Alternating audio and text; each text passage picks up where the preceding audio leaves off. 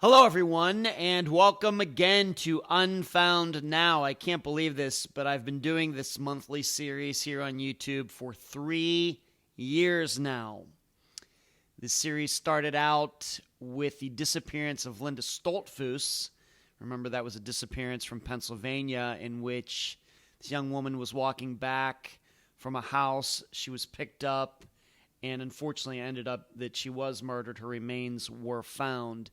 That is the disappearance that started this all off, and I think that happened in Bath. Yes, just like a bath in your house.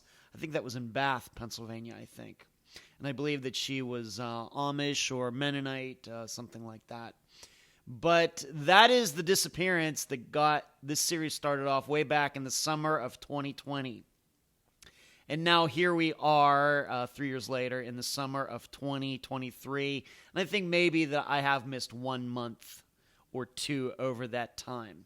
On this series, I talk about recent disappearances. This is not something that we do on the regular Unfound podcast that comes out every Friday, where those disappearances are what we might call fairly old, over a year old, with the average age of a disappearance on Unfound, the podcast, being about 20 years old. Yes, really. Whereas here on Unfound Now, the average age is probably a month or something like that. So today, as you can see in the title, I'm going to be talking about the disappearance of Andrew Frantz from Kansas City, Missouri. He was 31 years old, or he is 31 years old. And he went missing on April 20th of 2023. And I'm recording this on June 29th of 2023. So this is a disappearance that is actually probably a little older than I usually take on in this series, but over 2 months old. But not only that, not only is Andrew missing, but his car. It's a 2019 white Ford Escape with a Florida license plate, coincidentally. Florida is where I live. His car is missing as well. And the way I go about this is I just go to NamUs and look at recent disappearances, look into them, and see which one, dare I say, best suits what I'm trying to do with this series that has been the goal since the beginning. And what is that? First of all, publicity.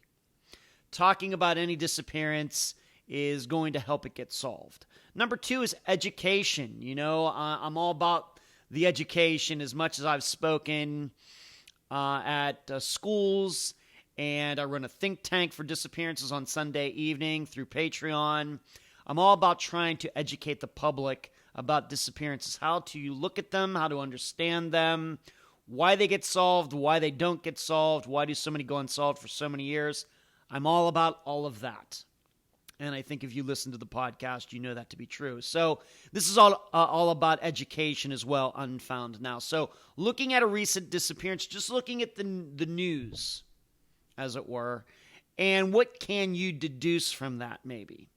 And then also insight. And that is when we at Unfound, or myself, any of my assistants, look at a recent article on a missing persons case that is in any media site, whether it's really national news like 24/7 News, or it's just a local story, how do we look at it? How do we decipher it? Because a lot of times there isn't a lot of information. It just says John Smith went missing, but they might tell you where it happened and how to read between the lines, I guess, is what I'm saying here. So once again, the three goals of this are education, publicity, and insight. And so that's what I will be doing with Andrew Frantz's disappearance today. Now, you should know I've not spoken to anybody in Andrew's family at all. I've made no attempt to do that. That is why there's no speculation, there's no theorizing or anything like that. I've tried to find out a little bit more about Andrew and trying to cover his disappearance.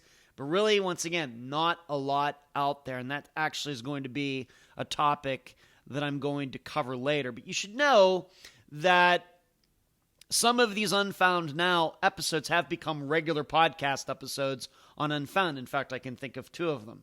First, early this year, we featured the disappearance of Jason Landry. I originally covered his disappearance, must have been in early 2021, as an Unfound Now. Before anybody else really was paying attention to Jason Landry's disappearance, I did an Unfound Now on his disappearance. And then just about a year later, I covered the disappearance of Bo Man as an Unfound Now, and that eventually became a regular podcast episode as well. And very sadly, in April of 2023, his remains were found just about a quarter mile from where he was last seen. So very well may be, if Andrew is missing for over a year, of course I hope that's not true. I hope he's found tonight, maybe tomorrow at the latest. But if his disappearance were to go to being a year old, then his disappearance, like many others that are still unsolved that I've covered on Unfound, all of them are eligible to become regular Unfound episodes where I will reach out to the family and talk and get in depth with them, and that'll become a podcast episode, all of you that listen to it every Friday. With every one of these, and by the way, if you see me looking off to my left, it's because I do not do these off the top of my head. I have my notes doing this on my MacBook right here with the camera. My HP is off to my left with all my notes things. So if you see me looking over there, that's what I'm doing. But for every one of these Unfound Nows, I have 3 kind of lessons that I think we can learn from that particular disappearance. Some insight, education, and what can we learn and how are we supposed to look at disappearances like this type. So for this one, the title of the 3 lessons that we're going to be learning today, including myself, I'm learning just like the rest of you. The number one is the writing on the web. And lesson number 2 is how soon is now. And yes, I know it's the Smiths song. I know that. And then number 3, when vehicles vanish too. So those will be learning points that I want to go over here in a few moments. You should know there's no map for this particular episode. It is just not relevant at this time. It very well may be down the road. If more information comes out about Andrew's disappearance, a map very well may be relevant. But for his disappearance, I just don't see it to be relevant at this time, even though many times I do have a map section in these Unfound Nows. This is one that will not have that. So I'll just be moving on. Before I continue, I'd like to tell you about a few things that I'm doing. First of all, how to podcast better than anyone.teachable.com. It's a course you can take. I teach it. It's about 5 hours long, 16 different stages from going to not podcasting to being a professional podcaster. And I teach it from all my experience. I talk about many of the trials and tribulations that go along with podcasting, even to this day, even though I'm coming up on my 7-year anniversary. A lot of mistakes that I made. All of it is interspersed in those 5 hours of me talking about podcasting, how to come up with a name, a logo, music, all of that. To the end of, that last step of monetizing, advertising, it's all in there. And you get it from me, who is a professional podcaster. This is my only job. So how to podcast better than anyone.teachable.com. I hope you will also check out, of course, the Unfound store at unfound-podcast.myspreadshop.com. So once again, unfound-podcast.myspreadshop.com. And then I'd like to, ask you to support Unfound at patreon.com/Unfound Podcast. And right here on YouTube, if you hit the join button below, hit the join button to support what we do here. Get some things that everybody else does not get who is not a member of this channel. In the same way with Patreon. Okay, let's talk about Andrew Frantz's disappearance and what has been in the news. And so I'll start by going back to that first lesson, the writing on the web. Now, if you were to go out there and find, and I'm going to switch here so I can look over at my screen a little easier over here. you're not going to find a lot about his disappearance. I found out about his disappearance by going to NamUs, and it's very good that his disappearance is on there, but you should know that it wasn't put on there until June. We'll get into that in part 2, in lesson number 2. But really, there's not a lot to read, so I'm just going to read you just one article. That's really all there is, and there's really been no update since then. So I remind you, he was last seen in his car in Kansas City, Missouri on April 20th of 2023. Well, this is from May 16th, so not quite a month later. This is the first article that I could find that had anything to do with Andrew's disappearance, and I think it's still the only one that is out there over 2 months later. This is from Sedalia, Missouri, Sedalia. The Sedalia, Missouri Police Department is attempting to locate a 31-year-old man who hasn't been seen in almost a month. Police say Andrew Frantz, Frantz, was last seen April 20th. Leaving the residence he was staying at, his destination was unknown.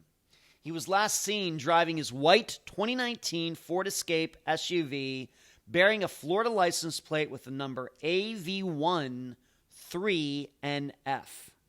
Police said Frantz is known to frequent the Kansas City, Missouri area. He's described as standing 5'11" and weighs 175 pounds. He has blue eyes, blonde hair, and a large tattoo on his neck. And there is a picture out there of him. You will see that tattoo there that includes a ram. No foul play is suspected at this time. Police said they are trying to locate Frantz to check on his well-being and make sure that he is safe. Anyone with information is asked to call the Sedalia Police Department at 660-826-8100. If he is seen outside the Sedalia area of Missouri, just call 911. That is what this article says. Now, on NamUs, there is an additional piece of information that is not anywhere else that I could find, but maybe it gives us a little more insight into all of this. On NamUs, we know that Andrew later received, after leaving this place where he was seen, we know that Andrew later received a traffic citation from the Kansas City, Missouri Police Department on the same date of April 20th, 2023, at approximately 16:26 hours, so for all us commoners, that's 4:26 p.m. Andrew's mother normally hears from him on a daily basis and hasn't heard from him since April 20th of 2023. So I think what we can infer from this is that it was his mother who ended up filing this report. Now, what's unclear is when exactly she did this. Once again, reminding you, this article that I just read didn't come out until May 16th, almost a month after he was last seen.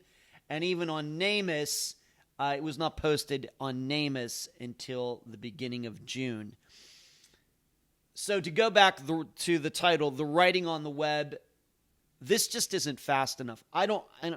Is there blame to go around? It's hard to say. But this just isn't good enough. We, of course, know many disappearances that are online within hours. And in fact, as part of what I do, managing all the media that I do for Unfound, one of the most important things I do is I post missing persons story on Facebook, on Twitter every day. I don't care if it gets 10 views or 1,000 views. I don't care. I just know that that's something that's important to do. And so I know that there are many police departments, families, media sites, whoever, that are very capable of reporting a missing person and getting it out there in the news. We know how important that is. And I know a lot has been made about, well, the first 48 hours are so important. No, the first minute is important. We had a disappearance of Tiffany Johnson. She has been missing for years now, and she was only out of sight from her brother for a minute, and she's still missing. So 48 hours, it's a great marketing tool. But statistically, scientifically, I'm not sure that exactly holds up. It actually, the time frame is a lot shorter than that. Once again, doing this for almost 7 years. But for an article in the media to not get out there until almost a month later, not good enough. Especially considering if his mother is telling the truth, and I have no reason to think that she's not, that she usually hears from him every day. So, moving on. You know, as I have written in my notes, it's not just about filing the report quickly. It's about getting the news out quickly. And as I have written here, I was wrong. I have it written here. It wasn't posted on NamUs till June 6th of 2023. That's a month and a half later. That's not good. That's not good enough. I don't know who's doing that, but it's not good enough. The writing on the web, all of it has to be done very, very quickly. And I would say no family ever thinks that they're going to be involved in a disappearance, that a loved one's going to go missing.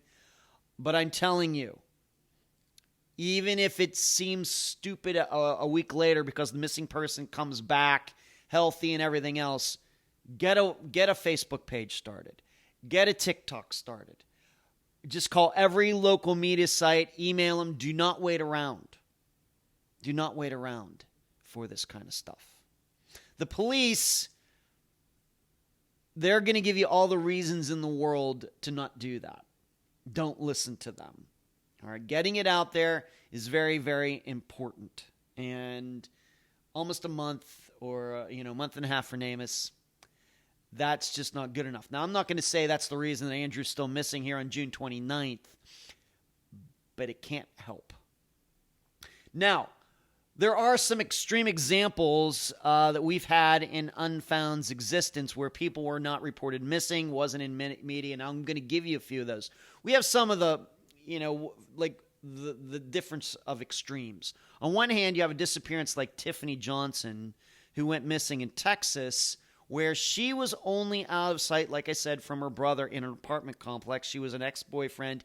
He was eventually convicted of kidnapping her, not killing her. He's in jail now, but she was only out of sight from her brother for a minute. He actually saw this guy driving away like a minute later, and surely Tiffany was in that car, probably unconscious, if not dead, probably.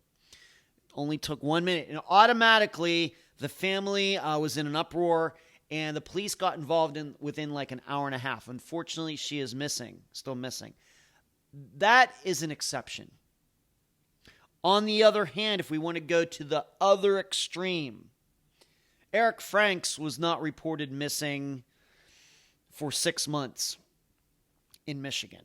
And the reason there is because didn't make it into any media because somebody was pretending to be him. Using his phone, using his computer to pretend to be him with his family, with friends, other people. And pretty sure that it was his ex-girlfriend, Kendra, who was doing this. You should know Eric Frantz's car was eventually found. I'm going to talk about Eric Frantz's car a little later. Another, probably the most extreme example, is actually the disappearance for Unfound that's coming out tomorrow, and that's the disappearance of Brian Vargo from Houston, Texas, although he was living in Austin, Texas at the time. He went missing on March 9th of 1976. The missing persons report for him was not filed. There was no media, nothing, until 2021. So 45 years, nothing was done. And he comes from a good family. I'm not blaming his family, and we get into it in the episode tomorrow. You'll hear why this probably happened. But these are the other extreme where they're not reported like for many months, or in Brian's case, 45 years. So it does happen. Sometimes people, like in Eric Frantz's case, other people are pretending to be the missing person. And then with Brian, you have to listen to for yourself. It just seems a lot of things got down through the cracks and got fumbled. So there you go. Once again, writing on the web, it has to happen quickly. Whatever this was, 26 days or however you figure that out, not fast enough. And still, that is still the only article that's out there regarding Andrew's disappearance. All right, moving on to lesson number 2. How Soon Is Now? And like I said, yes, I know it's a Smith song. It's a very haunting song, if you've ever heard it. It's a spectacular tune, not necessarily usually my type of music. But it's just something, the title of that came to mind when I was putting this episode together, because it's very relevant to Andrew's disappearance in that he's an adult, he's allowed to leave. How many times have all of you, even if you're not a missing persons expert, even if you're not listening to Unfound all the time, but you know that this is a thing, how many times families get told, he's an adult, he is allowed to leave. And it very well may be in Andrew's disappearance that he chose to leave. And then he's out there somewhere living just fine. He's not homeless. He's not in jail or anything else. He just decided, you know what, I'm taking off. I'm going to go start a new life somewhere. Very possible. I don't know. And it is true that here, at least in the United States, we don't have some kind of surveillance state where necessarily the government wants to know where we are at every second. Although there's facial recognition and all that stuff that's, happening now that's really creeping a lot of people out. But this isn't China. This isn't North Korea. This isn't places like that where people really have no privacy. In the United States and many other countries, if an adult wants to take off and move from Florida to California, he or she can do that, doesn't have to tell anybody. The only problems probably that could crop up is the person, maybe if the person has child support he or she's not paying or is not paying their taxes. That's usually what pops up in situations like this. When people maybe decide to leave and go live somewhere else. And we did just cover disappearance here on Unfound, Alan Glasgow, where he did that exact thing. We did an episode on him, and it turned out he was alive, and he took off, and he just doesn't want his family and friends to know where he is. And really, if you go back and listen to that episode, I don't know if anybody's really surprised by that. So adults are allowed to leave. This is what makes it also difficult. However, then as I have in my notes over here, I say to the police, I have a question, then what is the right time? If April 20th, 2023 was not the right day to report Andrew Frantz missing, let's say, and it wasn't the 21st, and it wasn't the 22nd, and the police are telling that family he's allowed to do whatever he wants to do. I'm not saying that this actually happened. I don't know. But I hear that a lot in disappearances that I've covered on Unfound that seem very similar to Andrew's disappearance. You hear that a lot. Police just don't want to do the paperwork. Then what is the right time, police officer? You say today, 2 days in, is too early. When can I? It's a week later. Can I now report my adult son missing? How soon can I do that? And that's where I got the title of this section. How soon is now? When can I file that police report, Mr. Police Officer? Well, soon. Well, how soon is now? And this, to me, is where police departments have no answers. They still don't understand that by delaying things, it's like a paradox, that the disappearance could be solved if they take the paperwork right then. That they don't take the paperwork right then is what causes the disappearance to probably then be unsolved for a week, for a month, for a year. It's a little bit of a paradox going on. And police departments just don't have the answer. Why? Just don't have the proper education. I'd love to go and speak to all these police departments about missing persons cases, kind of do a lecture or a little class on them, because they don't get that. There's not one police officer on duty in the United States, local, state, sheriff's office, FBI, anybody else, any group that actually has a course on disappearances, even though they are eventually put in charge of trying to solve them sometimes. They'll get classes on murder. They'll get classes on forensics. I'm sure they get classes on theft and everything else. When it comes to disappearances, they don't get anything. So I think this is, once again, one of the reasons that they do this. If they had a better handle on disappearances, they wouldn't do these types of things. But so I'm not sure what happened here, but this kind of feels like that. Because why? The first article didn't come out till May 16th and didn't get on name until June 6th.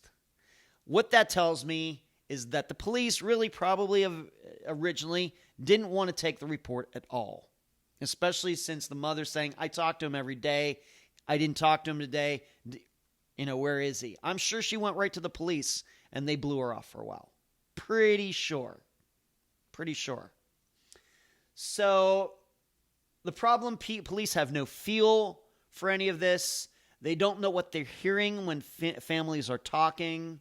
They can't decipher between a short-term and long-term disappearance. So, in the end, all disappearances get thrown into the long category unless it's overtly obvious something homicidal happened. This is how it works now. This is how it still works in 2023. In the United States, we're still handling disappearances like it's the 1970s. Even though the investigation of car theft has changed, the investigation of murders have changed with DNA and all that, disappearances still doing the same thing. And it's pathetic.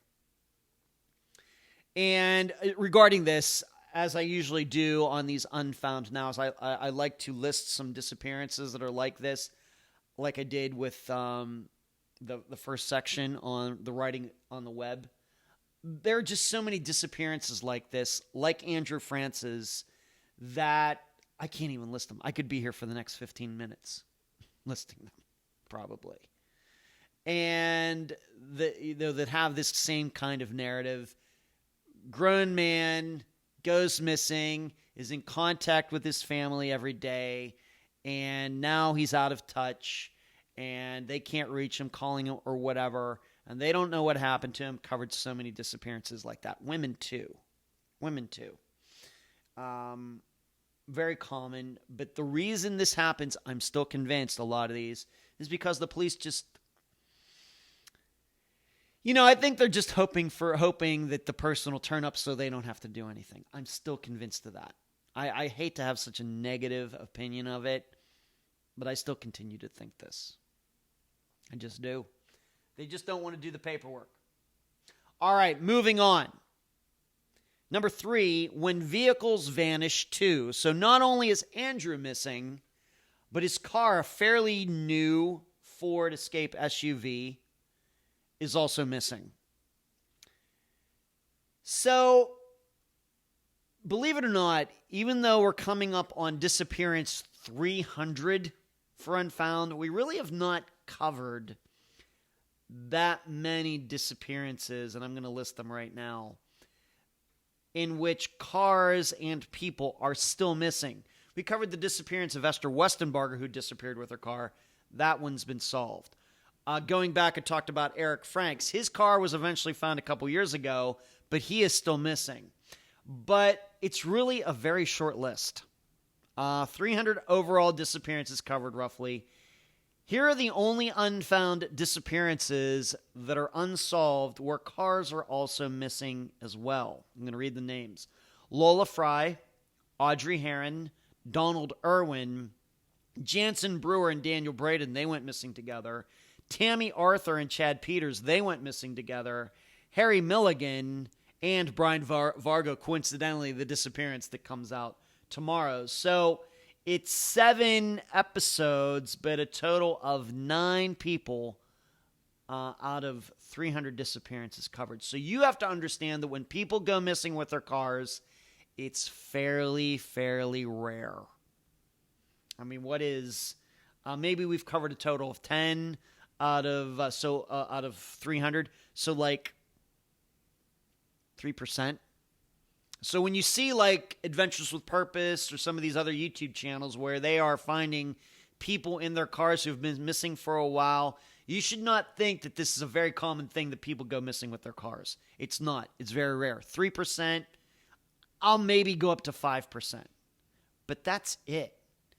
All the other disappearances pretty much are just people going missing. Now, their cars may be a part of it, that the car gets abandoned somewhere. The car is found like 2 hours away and it's sitting on some logging road, and the keys are in it or it's locked or whatever, and the person who owns it or who's driving it isn't there and is not found. Tons of disappearances like that. But for disappearances where the car is still missing after several years too, very, very rare. So don't let those kinds of videos, those people are doing good work out there with the scuba teams and everything, but I don't want their work to skew your idea of disappearances. The disappearances that those people are solving are a very, very rare type. So, my perception on when vehicles go missing with people too. The longer a disappearance drags on, the more likely the car and the person will be found together. That's my perception. Whether in a lake, in a river, over a cliff, something like that. It very well may be suicide. It may very well may be an accident. Just depends on a lot of different factors. Now, like I said, I mentioned earlier, the disappearance of Eric Frantz. That is an exception in that his disappearance, I think, was unsolved. Really big mystery for like 10 years. Then all of a sudden, his car was found in somebody's garage, but he is still missing. That is just so rare. Maybe you've heard about it. Once again, I don't want you to think that that's very common. It's very, very rare. Okay, Eric Frantz is a one-off. Even when I covered it back, must have been in 2017, with his mother coming on to be interviewed. I never could have expected a few years later that his car would be found in one piece in running condition and he would still be missing. I could have never predicted that. There's just no science or stat that could ever predict that. So, with Andrew Frantz's disappearance, given that it's over 2 months old, though, I don't think we're at that point yet. I think it's still very possible that his car could be found and that he could not be found. I'm, of course, hoping that they're both found and he's absolutely 100% healthy and alive and everything else. But I don't know where the line is. But over 2 months in, he and his car being missing, I'm still not convinced that if this gets resolved, they'll be found together. It's just too early to say. But I will tell you this, given my experience, it's much better odds of finding the car than finding Andrew. Why? Well, it's harder to make a car disappear than it is a person. Now, we do have, and sometimes you just have to rely on luck, and that's kind of what happened with Eric Frantz's disappearance, with them finding his car. But it also occurred in the disappearance of Ronald McNutt, who went missing in California, dropped, I think, his grandson or nephew off at school. He was supposed to go to work. He didn't end up there. Nobody knew what happened to him and his truck. And then a forest fire went through Northern California, and park rangers or whoever were out there surveying the damage, they found a truck that it seemed like it had gone off this logging road way down into this valley and had been among the trees. When the fire went through it, of course, all the trunks are still there, but all the leaves or whatever, pine needles, everything are gone. And it exposed this car, this truck that was up against this tree and had been wrecked. And there was a human body in it. And it is believed to be Ronald McNutt. The problem is with the fire that went through there, it has made getting DNA from those bones very, very difficult. And so technically, his disappearance is still unsolved. Although it's his truck and it is a male subject, male skeleton in the truck. Now, why he ended up so far away from home? Why did he go off that road? It very well could be it was suicide or something. We'll never know. But this could still have happened in Andrews. He was out driving somewhere, I don't know, fell asleep at the wheel, went off a road into, down over a ditch, over a cliff or something in the area. Still very possible. We just have to remember that. But keep in mind, once again, when people go missing with their cars, it's fairly rare. And the car is missing too, very rare. Now, I did look up in the statistics of all the disappearance that Unfound has covered regarding vehicles. We've actually had 4 cars that have been discovered of missing people that were burned. Dorianne Myers is one of them. Jeremy Burt is another one. Tyler North is another one. And I can't remember the other one. I didn't list it in my notes. But there is another one in which that happened. Oh, yeah, Christian Balky Thompson. His car was burned too. There you go. I knew it would come to me. And then there's one that was found in water with a person in it, like I've already mentioned. Esther Westenbarger, who seemingly was probably drinking and driving on the wrong road, went through a stop sign into a retention pond, and drowned in her Cadillac. Very sad. That was unsolved for about 10 years. So that should give you an idea. When you hear about a person and a car go missing together, and it's still over 2 months later, and both the person and the car are missing, this is all things that you should be thinking about in that type of disappearance. So my analysis, it's still too tough to tell. There's not enough information. There's not enough coverage. There hasn't been enough media coverage. There is no coverage on Web Sleuth. Nobody started a thread on Web Sleuth, for example, on Andrew's disappearance. I don't know enough about him. I so often say disappearances are about people, not circumstances.